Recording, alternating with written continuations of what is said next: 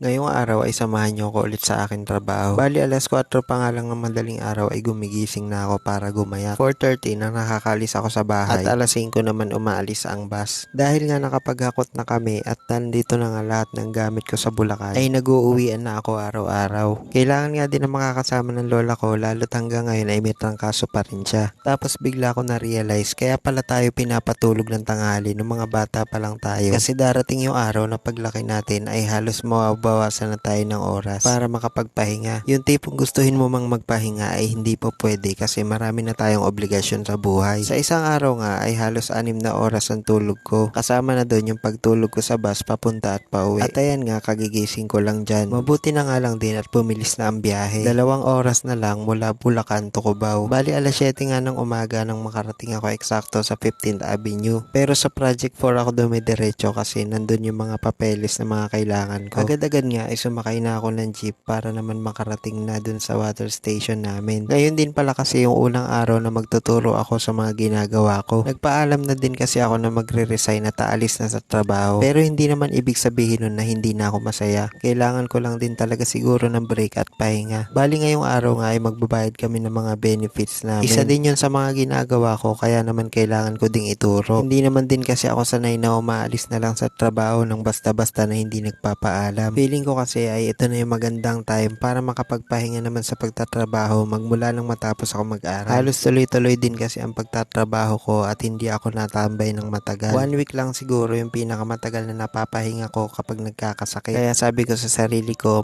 papahinga muna ako. Pero hindi naman ibig sabihin nun nahihinto na ako sa mga plano ko. Itutuloy ko pa rin yung mga pangarap ko pero kailangan ko muna mag-ipon ng lakas. Kaya ikaw na nanonood, kung nangihina ka, magpahinga ka lang pero wag na wag kang susuko sa buhay. So yun lang guys, thank you for watching.